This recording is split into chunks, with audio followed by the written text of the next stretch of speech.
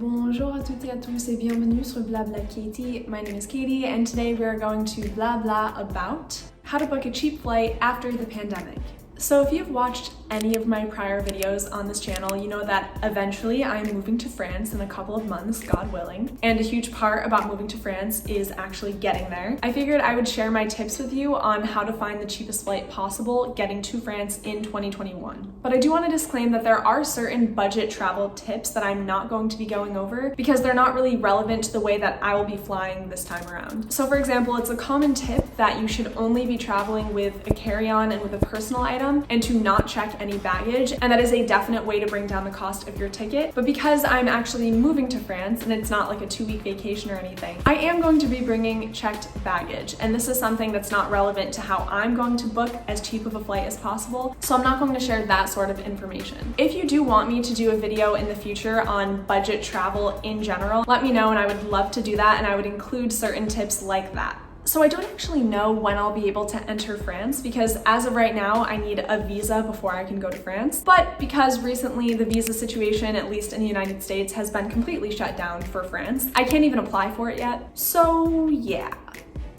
Even though I don't specifically know when I'll be able to fly into France, my job is going to start in September, and you want to buy your plane ticket 2 to 3 months in advance. This is because the closer and closer the date gets to when you'll be leaving, likely the higher and higher the prices will become. Since it is now June, and I'm hopefully leaving in probably end of August or beginning of September, I really need to book a flight now. Now, the second piece of advice that I'm going to give you might be a little controversial, and I will explain. But I would recommend that before you even go to any site in order to look up ticket prices or to buy a ticket, make sure you're in what's called incognito mode or private browsing mode, depending on what extension you're using. So I'm actually going to show you on Google Chrome what incognito mode looks like. If you just go and open a new version of Google Chrome, this is just the normal, not incognito mode. And you'll go up to File, New Incognito Window, and it will show this. So you can see it's different from the normal tab because it is all in black and you have this cute little icon because you've gone incognito.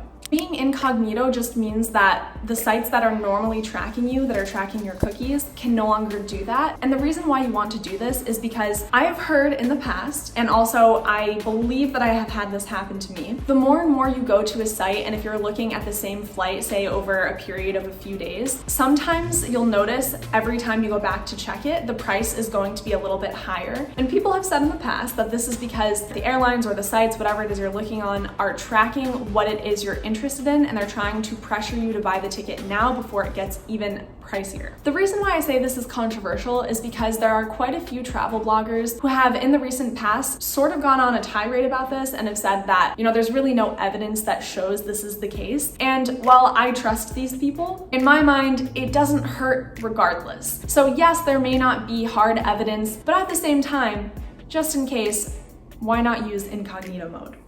Now, there are 2 different ways, more or less, to be able to find flights. You can either go to actual airline sites to see what they have available. So for example, I could go to Air France, or you can go to third-party websites, things like Skyscanner, Expedia, Travelocity, etc. Now, I would recommend to use these third-party sites for research, but do not use them when it comes time to actually buying the ticket. Since these search engines are third parties, chances are the price for a flight is going to be much higher than if you were to actually just go to the airline's website. This isn't always the case, but most often that's how it's going to be. So there are so many search engines out there for flights, but I really only use 2. I use Skyscanner and Google Flights. I love Skyscanner. I'll actually show you. You'll see that you can input all of the information that you have. So I'm going to just say a one-way because I am not buying a round-trip ticket, and I'm leaving from New York any airports because maybe there will be a cheaper option depending on which airport I leave from, and going to Paris. So once again, any airport in Paris because it might be cheaper. So now when it comes to departing, what I really like about Skyscanner is that if you click on this, you can click on a specific date depending on if you actually know when you need to leave or when you want to leave, or you can click on whole month. And I really recommend doing whole month because then it'll give you an overview of what days are cheaper. So if you're flexible, you can definitely click on cheap cheapest month, but because I know that I need to be there by September essentially, I'm going to be very optimistic and say August. I'm going to be one adult and economy, and also you want to pay attention to these little boxes down here. You can click on nonstop flights only if you want to avoid layovers at all costs.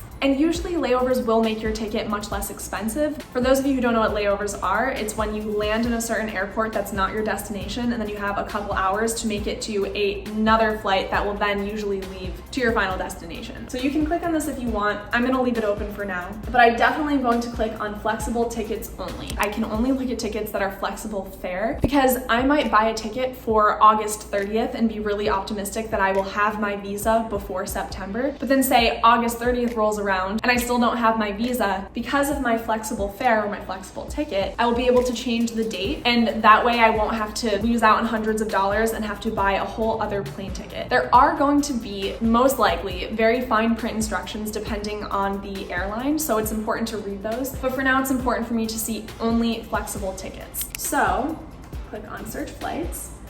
And what you'll see first of all is this calendar, and it'll show you the lowest prices for each day. You can also click on chart if you want to see it in more of a visual way. So I'm going to go back to calendar and we'll see, say we go down here to the 19th. Let's be optimistic. I click on that and then I just go down and click find flights. And now a whole list will come up and it'll generate for a couple of seconds. You'll see up here as it is continuously finding the deals that are out there. And you'll see that you can really filter it by best, cheapest, and fastest. So best takes into consideration several different things, like maybe the cheapest and the fastest and the least layovers. So I usually keep it on best unless there's something that is substantially cheaper, then I will click on that, but here it's the same price. You'll first see that there's a sponsored deal, and that's not necessarily something to ignore outright, but it's not going to be the cheapest if it's sponsored, most likely. So this is why I think that Skyscanner is amazing, because it really pulls all these different deals. It shows you the price, and there are certain filters you can use to make sure that you're looking at tickets that are specific to your situation. So again, over here, I see flexible tickets, only show airlines with flexible tickets. I'll click on that again, it'll probably take out a few deals. You'll see that now the cheapest is $335. And this is likely because if you're looking for flexible fare, it is going to be a little more expensive. That is the downside, but in this situation, I don't really have a choice. Now, Google Flights kind of does a similar thing. I'm just going to open a new tab, and I'm just going to put in the same information. And what I love about the date is that immediately as soon as you click on this, you'll see the numbers already listed for the prices, and the lowest price in any given month is going to be in green. So let's click on the lowest price on June 20th, or sorry, that's July. I need to go to August. So we'll say August 15th, $188, done. This is again a one-way price. But once again, you'll see that Google Flights is pulling from all the different deals it can find, and it lists them in order of best or price or shortest duration, things like that. Of course, there are a bunch of other search engines that you can use to find these flight deals. And honestly, the more that you use, probably the better, because some sites might pick up on deals that other ones miss. But at the same time, it can be a little overwhelming to look at 5 different search engines, so I usually just stick to Skyscanner and Google Flights. You do want to brace yourself when you're looking at the prices on search engines, because if you go into one of them, chances are, if you're in my situation, the price that's advertised is actually going to be not the true price. And this is because these search engines are grabbing the cheapest flights they can find. That means they're looking at flights that are in economy, which is fine. I expect to be in economy for a very long time, but also they look into tickets that don't have checked baggage. And like I was saying earlier, I do need to have checked baggage. So normally if you click on a ticket, you're going to have to upgrade it in order to have checked baggage, and that ticket is usually going to cost more than what was advertised on the search engines. I will give you an example of that. If I want to go on to Finnair, why not? And then you'll scroll down and you can choose to book off of any of these third parties. I'm not actually going to book off of them, I just want to show you something, so I'll click on the cheapest one. So the original price that they're saying is $363, but if I want a flexible ticket, which is what I need, I automatically am paying $435, which is even more. So this isn't even accounting for the fact that I don't know if the original ticket is allowing me to have checked baggage. That's also something I might have to pay extra for, but it's just something to be aware of, that even though these engines are trying to find the best deals for you, they're not necessarily taking into account all of the extras that you might have to add on. So after you put all of this info into whatever search engines and you find a couple flights that you think are not too costly and that hit all the criteria that you need, then then you want to stop there on the search engines. You do not want to continue and book on the search engine. And the reason why you want to avoid that, not only because usually it's a little more expensive because they are a third party, so they want a little bit of a cut out of the deal, but also because if something goes wrong with the ticket, for example, if they say they book your ticket and it's the wrong flight, if you have a problem like that with your ticket, you then have to talk to the third party. And these third parties are notoriously horrible at helping you figure out problems. So it really is much less of a hassle if you go through the airline itself. It usually is going to be less expensive. There's less of a chance for things to go wrong. And if something does go wrong, then you can actually talk to the airline itself to figure it out, as opposed to these third parties who, once again, are not usually the best at helping you once they have your money. So for example, let's say that I, regardless of how much this got bumped up, want to do this ticket. I'm just going to look and see the airline again. So this is through Finnair. Now, instead of booking here, I'm going to go to Finnair, voila, and I'm going to try to find the same flight on this site. Okay, so I'm just going to put in the same information.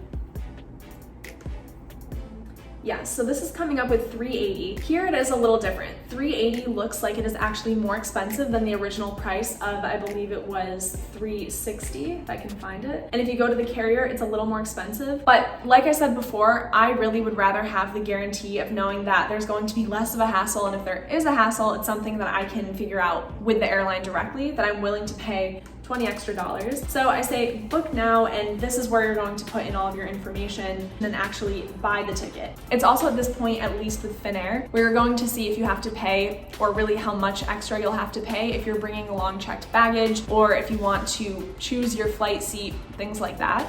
But essentially, this is the way that I find the cheapest tickets to go to France, especially in the situation now. And the last thing that I'll say, which again has to go back to the flexible fare, this is really something that you want to look into the fine print on. I know that a lot of airlines are being really good this year about being able to change flights because of the pandemic and because of all of the really unknowns that are still out there when it comes to flying. But it is important to read the fine print because it's going to change based on the carrier, based on the flight that you have. And I've already seen some airlines that are saying until I think August 31st, 2021, you can change your flight at no extra cost. There are others who say that you can change your flight, but you do have to pay a fee. So it is really important to pay attention to that as well. And it's something I will have to look out for as I continue my search today to hopefully buy the ticket. So those are all of my tips for booking as cheap of a flight as possible to France after the pandemic, especially with the situation that I'm in. If you got any value out of this video, please do give it a thumbs up. Don't forget to subscribe, and I will see you next time. À la prochaine!